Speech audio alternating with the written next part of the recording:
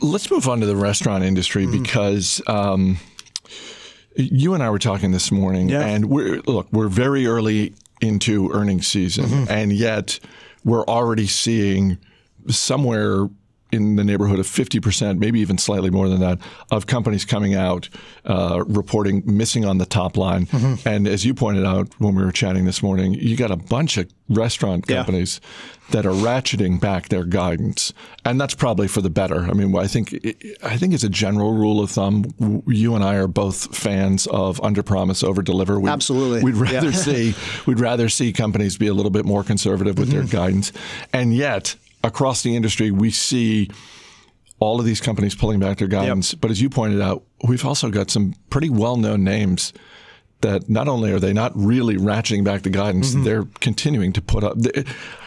They're almost immune to what's happening in the rest of the industry. Yeah, you mentioned the guidance being lowered and some big names. Apple, obviously, one of the biggest that we've heard. Samsung, Delta, Macy's, Kohl's, American Airlines, Constellation Brands, Ford, Stanley Black & Decker today down about 15% after lowering guidance. Yeah, so I should say it's not just the restaurant industry where the guidance is being ratcheted back. It's all over the place, and yet you see fast casual and big restaurant brands and some with access to delivery, like you see Chipotle, Starbucks, Domino's, McDonald's. These companies grew their share price last year, and it looks like they're continuing to be aggressive moving forward. Domino's talking about doubling their revenue from the 2017 levels by 2025, adding 2,000 more stores. And so that business right there, granted, I think they're benefiting a little bit from Papa John's struggles, but I don't think that's entirely why they're doing so well right now.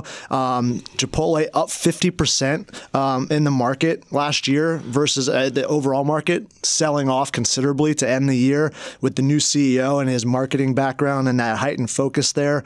As a whole, when you look at Chipotle and its peers in fast casual, up 17% last year. So one of the lone bright spots of the market. And I think moving forward, the American Eater is continuing to eat. Grubhub delivery service, that stock's doing pretty well. When you contrast that with Blue Apron, obviously that's just total source of investor wealth destruction. And that's the home eater cooking at home versus having food delivered to them and just already pre-made. So I think that we're kind of moving more and more in that direction of people just wanting that food ready for them when they want it. I'm glad you mentioned Grubhub because it really does seem like we're at a point now where if you own a restaurant stock or you're thinking about buying a restaurant stock, one of the questions you absolutely need to ask as an investor is, what is this company's strategy when it comes to delivery? Absolutely. Because they need to have one. And it's not to say it's the same answer for everyone, but in some cases it does make sense to partner with a Grubhub and sort of outsource that. Others are sort of trying to do it on their own.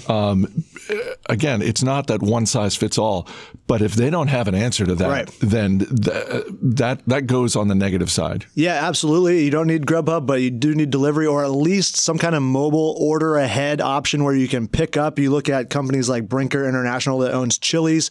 They performed very well last year, and Applebee's owner Dine Equity up 33% last year. Both of these companies, offering that call ahead or text ahead or order ahead on your phone, come in, pick it up, and then take it right back to your house if you want to. So you're not necessarily forced to eat at the restaurant or wait for that food to be prepared in your seat and then tip. So I think that those options are critical when you look at these restaurant stocks. I think maybe down the line, if restaurants don't prepare themselves properly, because you still have people coming in to eat, and then you get these people ordering, which it opens your market up to a lot more people. Yeah, that's great. But if your kitchen and staff aren't prepared, I think food quality could suffer.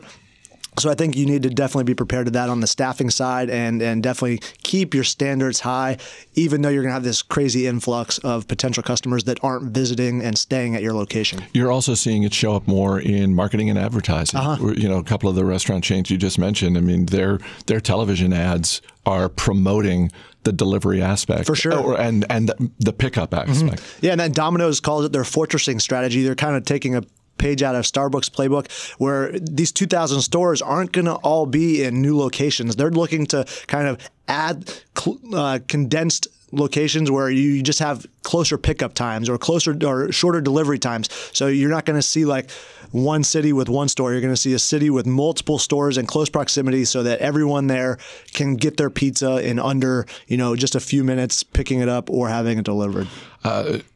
One bit of restaurant news today that is timely, doesn't really tie in so much with this with this discussion, because it's not a publicly traded company, but Chick-fil-A did announce that despite the fact that Atlanta is home to the Super Bowl, and there is a Chick-fil-A location in the stadium, they will, in keeping with their longstanding practice, they will not be open. So anyone going to the Super Bowl who's hoping to get a little Chick-fil-A, sorry, they're not going to be open. Good for them. They're not open on Sunday. Yeah, good for them. Stand your ground. Absolutely.